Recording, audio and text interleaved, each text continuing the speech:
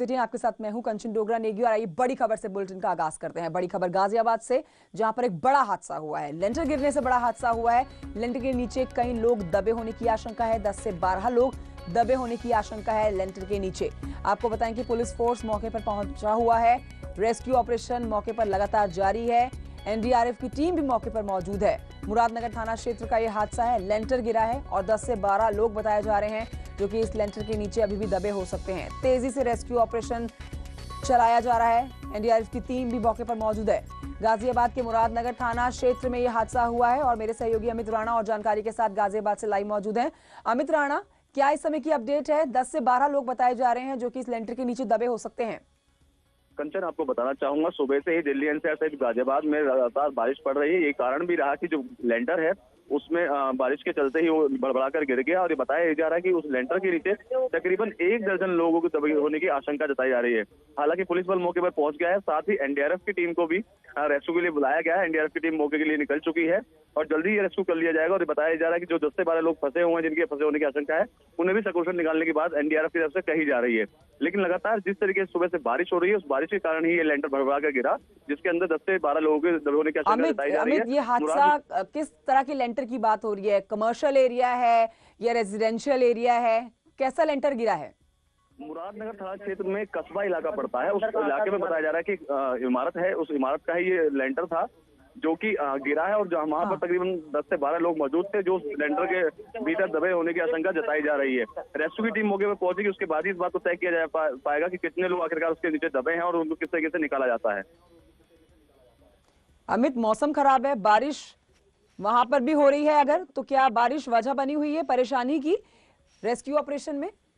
जी बिल्कुल, सबब बारिश ही है, क्योंकि बारिश की वजह से लगातार कुछ इस तरीके से बारिश पड़ रही थी, उसी के कारण ये लेंटर गिरने की सूचना पुलिस को प्राप्त हुई, जिसके बाद तुरंत मौके पर पुलिस पहुंची है और रेस्क्यू के लिए एनडीआरएफ की टीम को भी यहाँ बुला लिया गया, जो कि गाजियाबाद से निकल चुकी है रेस्क्यू के लिए। और यही कारण भी रहा कि बारिश की वजह से ही ये लेंटर भरभरा कर गिरा है और जिसके नीचे लोगों के दबे होने की आशंका जताई जा रही है। ठीक है, मैं अपने दर्शकों को ये खबर एक बार फिर से पूरी बता देती हूँ। अमित, बहुत शुक्रिया आपका। खबर यह है कि भरभरा के लेंटर गिर चुका है, बारिश होने की वजह से ही लेंटर गिरा है। 10 से 12 लोग दबे होने की लेंटर के नीचे आशंका है। रेस्क्यू ऑपरेशन लगातार जारी है, लेकिन अभी भी बारिश हो रही है, इस वजह से रेस्क्यू ऑपरेशन में दिक्कतों का भी सामना करना पड़ रहा है। और आइए सीधे रुख करते हैं योगी आदित्यनाथ के संबोधन की तरफ। गोरखपुर में एमआरआई मशीन की स्थापना के लिए अतिरिक्त कक्ष का लोकार्पण, ओटी उच्चीकरण मॉड्यूलर ओटी की स्थापना का, साथ ही साथ लोकार्पण विभिन्न प्रकार की परियोजनाओं का। यह जीवन धन्य है कि हम सभी को यशस्वी माननीय मुख्यमंत्री महोदय के कर कमलों से विभिन्न प्रकार की परियोजनाओं का लोकार्पण एवं शिलान्यास कार्यक्रम संपन्न हुआ। धर्म और नियम के सामंजस्य से पूरित एक निस्वार्थ सेवक, समाज के शिक्षक, शिक्षा के रक्षक, जीवन के चालक, परम श्रद्धेय माननीय मुख्यमंत्री महोदय से सादर अनुरोध है कि आप अपने आशीर्वचन के द्वारा हम सभी को अभिसिंचित करें।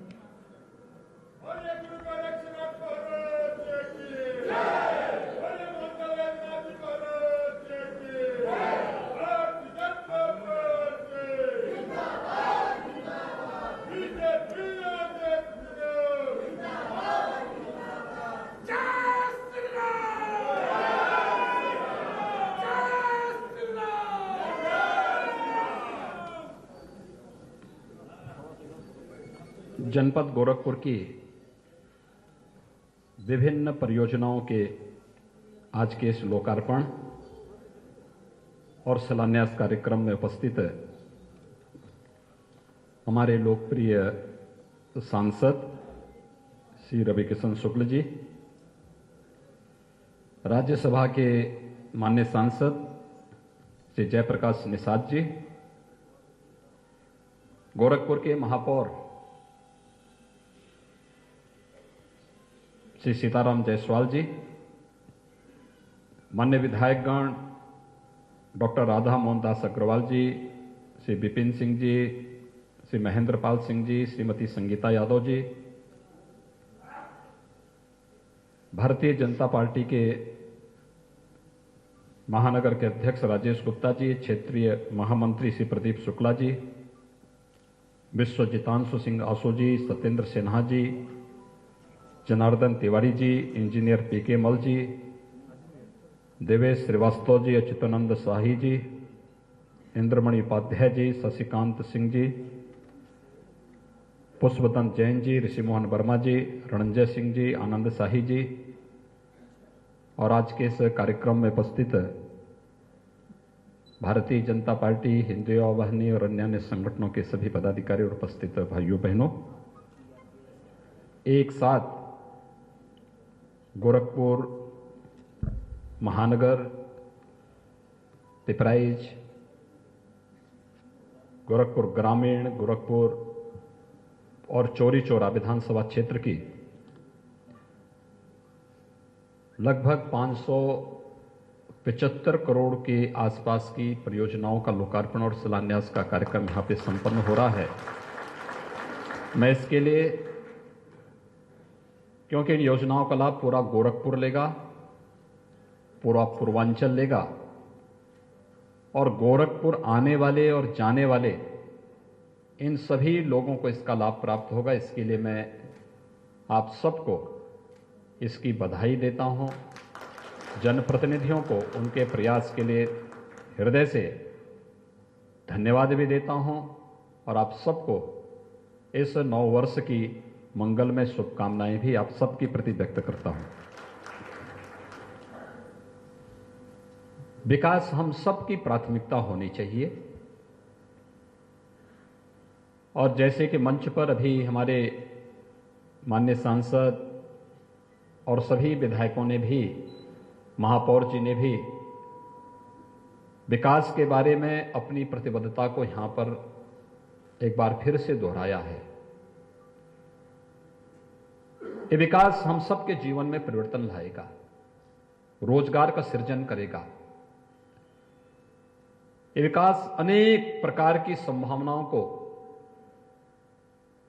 जो पूर्वी उत्तर प्रदेश देश के अंदर अन्य मामलों में पिछड़ गया था, ये विकास के कार्य ही उसे फिर से देश के अंदर एक स्वस्थ प्रतिस्पर्धा के लिए खड़ा करेगा और विकास की प्रक्रिया हमारे आने वाली पीढ़ी के जीवन में एक नई उमंग, एक नया उत्साह और उन्हें एक नई दिशा देने का कार्य करेगा। इस दिशा से ये लगभग 650 करोड़ रुपए की इन परियोजनाओं, कुछ का लोकार्पण हो रहा है, कुछ का शिलान्यास हो रहा है। इन सब की परियोजनाओं को आप सबको समर्पित करते हुए मुझे बहुत प्रसन्नता की अनुभूति हो रही है। मैं आप सबको हृदय से बधाई देता हूं, अपनी शुभकामनाएं देता हूं। आज के इस कार्यक्रम में हम लोगों ने चौरी चौरा के जो शहीद स्मारक है उसके पुनरुद्धार का कार्यक्रम का भी लोकार्पण किया है। याद करिए, 5 फरवरी 1922 को चौरी चौरा की ऐतिहासिक घटना घटित हुई थी। देश के स्वाधीनता आंदोलन को इस घटना ने एक नई दिशा दी थी। चौरी चौरा की माननीय विधायक ने यहां पर अभी अपनी बात भी रखी और मैंने प्रशासन से भी इस बारे में कहा। अभी से हमें प्लानिंग करनी चाहिए। मंच जो यहां पर हमारे 2-2 सांसद हैं, 4 विधायक यहां मौजूद हैं और भी जिले के सभी विधायकगण, पूर्व विधायकगण, पूर्व जनप्रतिनिधिगण, ये सभी लोग मिलकर के यहां के भी, प्रदेश के भी, शासन स्तर पर भी, स्थानीय स्तर पर भी अभी से कार्य योजना तैयार होनी चाहिए कि आगामी 1 वर्ष तक के कार्यक्रम किस रूप में हमें ले जाने हैं, जो चौरी चौरा को फिर से उसका महत्व, क्योंकि उस कालखंड में देश के लिए लड़ने वाले कौन लोग थे, उन लोगों के प्रति हम श्रद्धा और सम्मान का भाव व्यक्त कर सके। और इसीलिए चौरी चौरा के 100 वर्ष पूर्ण होने के अवसर पर उस कार्यक्रम को, वहां पर शहीद स्मारक के पुनरुद्धार के कार्यक्रम को आज समर्पित करते हुए भी मुझे बहुत प्रसन्नता की अनुभूति हो रही है। एक कार्यक्रम तो हम लोग वहां पे कर ही रहे हैं और भी वहां की अनेक परियोजनाओं को हम आगे लेकर के जाएंगे। ये सभी कार्य इसलिए क्योंकि जिससे लोगों के जीवन में इस बात का एहसास हो सके कि देश की आजादी हमें कैसे प्राप्त हुई। यह देश अगर जागरूक रहता तो गुलामी नहीं होता है। लेकिन जब गुलाम हुआ तो आजादी प्राप्त करने के लिए किस किस प्रकार के त्याग और बलिदान की आवश्यकता पड़ी थी, और फिर से कोई ऐसी स्थिति ना पैदा होने पाए कि हमें विदेशी हुकूमत के खिलाफ लड़ने की कोई आवश्यकता पड़े। इस देश से अभी से हर नागरिक को सजग और सतर्क रहने की आवश्यकता है, और यही तो प्रधानमंत्री मोदी जी देश का आह्वान इसी बात को लेकर के करते हैं। आत्मनिर्भर भारत की परिकल्पना जो प्रधानमंत्री मोदी जी ने कोरोना कालखंड में इस देश को दी है, ये उसी भारत की है जिसके लिए इस देश के क्रांतिकारी अपने आप को समर्पित किए थे, जिनके लिए उन्होंने अपने जीवन को समर्पित किया था। ये उसी भाव को लेकर के आगे बढ़ने का कार्यक्रम है। और आज चौरी चौरा शहीद स्मारक के कार्यक्रम का लोकार्पण का एक कार्यक्रम भी आज संपन्न हो रहा है। साथ ही साथ बाढ़ की परियोजनाओं का भी यहां पर एक साथ कुछ परियोजनाओं को लिया गया है। बाढ़ की स्थिति कितनी विविध थी गोरख यानी पूरे उत्तर प्रदेश में। जब मैं आया था तब 40 जिले ऐसे थे जो अति संवेदनशील थे या संवेदनशील थे। कुछ 75 जनपद में से 40 जनपद ऐसे थे और व्यापक रूप से जनधन की हानि होती थी। कहीं लोग मरते थे, फसलें डूबती थी, गांव के गांव बह जाते थे। पिछले 3-3.5 वर्षों में हम लोगों ने बाढ़ की समस्या को इतना नियंत्रित किया, कहीं पे नदियों को चैनलाइज किया, कहीं पे जो कार्य होने थे ठोस कार्य हो, केवल बरसात के समय कार्य नहीं होंगे, कार्य जो भी होने जनवरी से प्रारंभ हो जाएं और 15 मई तक उन कार्यों को संपन्न करके आप दिखाइए, जिससे बाढ़ आने के पहले ही बाढ़ रोकने की पूरी कार्य योजना हमारी लागू हो जाए। जल जमाव की समस्या का समाधान जो सिटी के लिए भी एक चुनौती थी, आज तरकुलानी में एक बड़ा रेगुलेटर बन रहा है, जिससे अस्थायी समाधान न केवल खोराबार ग्रामीण गोरखपुर ग्रामीण क्षेत्र की बल्कि महानगर की भी एक बहुत बड़ी समस्या का समाधान होने जा रहा है। पिपराइस को इससे राहत मिलेगी, चौरी चौरा को इससे राहत मिलेगी। ये सभी कार्यक्रम उस दिशा से। और आवागमन के साधन की तो इस प्रकार की स्थिति गोरखपुर के अंदर आज कनेक्टिविटी आप देख रहे होंगे, लखनऊ की कनेक्टिविटी, नेपाल की कनेक्टिविटी, इतनी चौड़ी सड़कें नगर के अंदर भी। ये कार्यक्रम इसलिए हो सकता है गोरखपुर के अंदर सड़क चौड़ी होने से कुछ व्यापारियों को तात्कालिक रूप से परेशानी हुई, उनके पुनर्वास की व्यवस्था भी की जा रही है, लेकिन साथ साथ उन्हें सुरक्षित रूप से पुनर्वास करने के साथ साथ इन सड़कों का चौड़ीकरण, आवागमन जितना फास्ट होगा विकास उतना ही तीव्र गति से आगे बढ़ता हुआ दिखाई देता है। और इस सड़कों के चौड़ीकरण का कार्य इसी उद्देश्य से किया जा रहा है। और 2 महत्वपूर्ण परियोजनाओं का भी हम शिलान्यास कर रहे हैं। एक जेल रोड बाईपास का 4 लेन के रूप में इसको बनाने जा रहे हैं। बरगदवा से लेकर के मोहद्दीपुर तक 4 लेन का यह बाईपास बनेगा। पूरी समस्या का समाधान, शहर की जाम की समस्या का समाधान समाप्त। आप देख रहे होंगे मोहद्दीपुर से धर्मशाला बाजार होते हुए, गोरखनाथ मंदिर होते हुए जंगल कौड़िया तक 4 लेन का कार्य युद्ध स्तर पर चल रहा है। आगामी 3-4 महीने के अंदर आप देखेंगे 4 लेन में जब बदलेगा कहीं भी जाम नहीं लगेगा, कहीं भी जाम नहीं। हम अभी से व्यवस्था कर रहे हैं। हम जब भविष्य में गोरखपुर में मेट्रो लेकर के आएंगे तो उस समय इस 4 लेन में बिना टच किए हुए मेट्रो भी बीच बीच में मेट्रो के पिलर दे करके हम लोग मेट्रो का काम भी चला देंगे। गोरखपुर की जनता को परेशानी भी नहीं होगी और मेट्रो भी गोरखपुर में आसानी से आ जाएगी। जेल रोड बाईपास एक नया वैकल्पिक मार्ग आपको दे रहा है, सिटी के अंदर की समस्या को पूरी तरह समाधान करने। और नौसड़ से पैडलेगंज भी 6 लेन के मार्ग के लिए तोड़ के चौड़ीकरण की तैयारी हो रही है, जिससे नौसड़ से लेकर के यहां तक भी कोई जाम की समस्या ना होने पाए। आपने देखा होगा महेवा से लेकर के तरकुलानी तक जो मार्ग है, मुझे याद है जब 2009 में मैं पहली बार सांसद बना था, वो सिंगल लेन का था। फिर हम लोगों ने उसको थोड़ा बढ़ा करके 7 मीटर चौड़ा किया और आज ये उससे भी चौड़ा मार्ग बन रहा है, एकदम हाईवे जैसा मार्ग। ये गोरखपुर सिटी को सुरक्षा, बाढ़ से भी सुरक्षित करने के लिए और पूरे खोराबार विकासखंड और गोरखपुर ग्रामीण की आवागमन को बहुत फास्ट करने, विकास की प्रक्रिया के साथ जोड़ने की प्रक्रिया का हिस्सा है। ऐसे ही झुंगिया से लेकर के फर्टिलाइजर के मार्ग के चौड़ीकरण के कार्य को भी इसके साथ लिया जा रहा है। यानी ये कार्यक्रम कहीं पे लोकार्पण, कहीं पे शिलान्यास, कहीं चिकित्सालय की व्यवस्था, कहीं पर अन्य केंद्रों की स्थापना का कार्य, ये अलग अलग प्रकार से आगे बढ़ाने का कार्य किए जा रहे हैं। अभी सीताराम जी कह रहे थे कि मैं बुढ़िया माई के दर्शन करने के लिए गया था, मुझे बहुत अच्छा लगा। तो मैंने कहा अच्छा बनाने के लिए और लोगों की सुविधा के लिए कार्य किए जा रहे हैं, और यही तो, इसी के लिए तो जनता हम लोगों को चुन के भेजती है। जनता तो इसीलिए चुनती है, जनता को हम सुविधा दे सकें, बना सकें। हम रवि किशन जी को इसीलिए चुने हैं जिससे वे विकास की प्रक्रिया के साथ सिटी को जोड़ सके, और आवश्यकता पड़ती है तो सीताराम जायसवाल जी को लेकर के फिल्मों का निर्माण भी कर सके।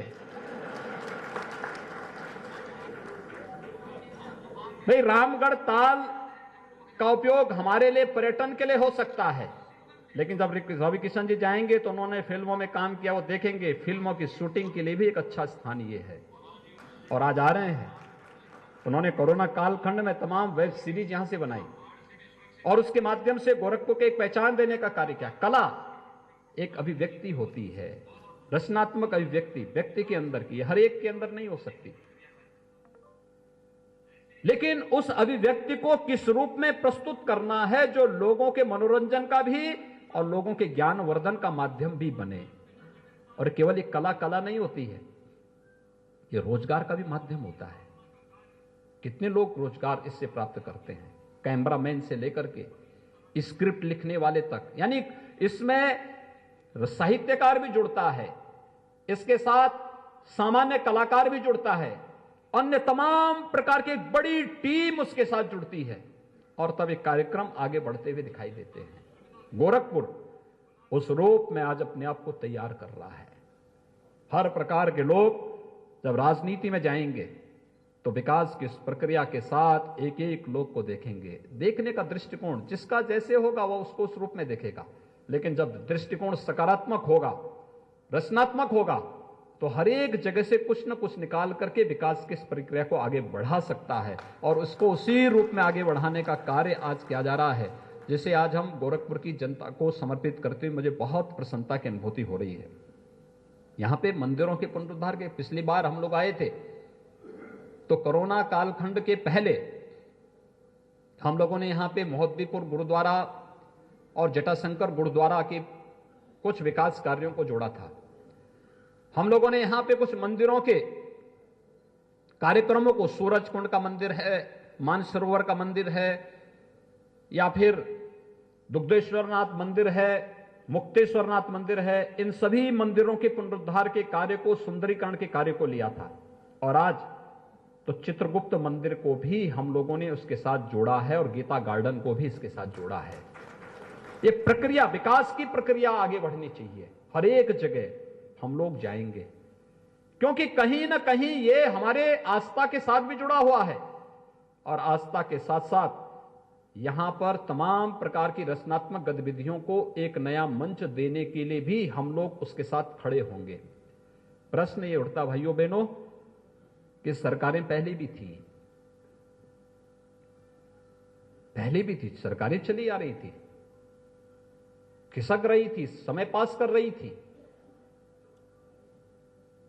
तब न किसान संतुष्ट था, तब न नौजवान संतुष्ट था, तब अपराध चरम पर था,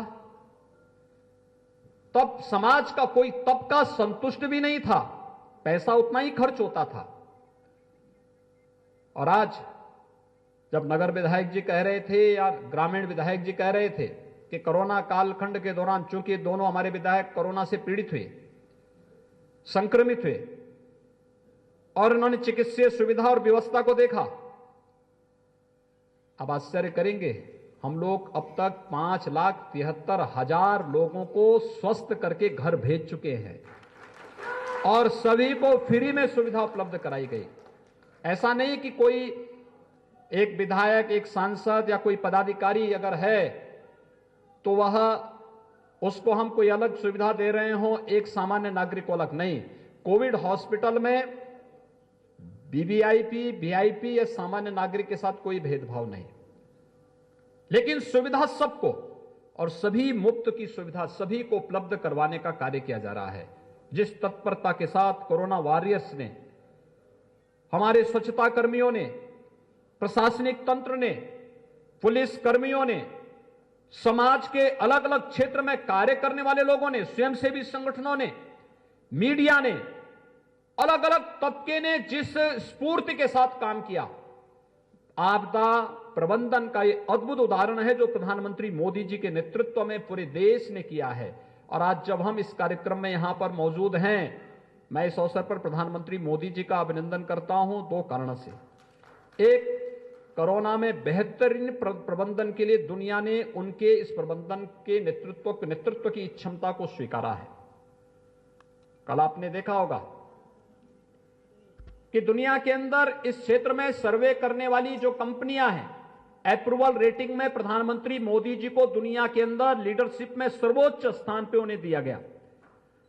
यह हमारे लिए गौरव की बात है। और आज प्रधानमंत्री जी ने उनके मार्गदर्शन में देश के वैज्ञानिकों ने, भारत पहला देश है जिसने कोविड-19 के 2 वैक्सीन एक साथ लॉन्च कर दिए हैं। प्रधानमंत्री मोदी जी पहले प्रधानमंत्री हैं जिन्होंने कोविड-19 के वैक्सीन के लिए उन लेबोरेटरीज का स्वयं निरीक्षण किया, वहां भ्रमण किया और वहां जाके उन कार्यों की समीक्षा की। आज उसका परिणाम है कि भारत आत्मनिर्भर भारत बनने की ओर अग्रसर है। और दुनिया के अंदर जिस भारत के बारे में कहा जाता था कि दुनिया के अंदर जब कोई टेक्नोलॉजी आती है तो जब वो वहां समाप्त होती है तब हम उसको अपनाते हैं। लेकिन तो गोरखपुर से लाइव आप मुख्यमंत्री योगी आदित्यनाथ को सुन रहे थे, जो कि वहां के प्रदेशवासियों के लिए कई परियोजनाओं का लोकार्पण और शिलान्यास करने के लिए पहुंचे हैं। एक छोटे से ब्रेक के लिए रुक जाते हैं, जल्द लौटेंगे।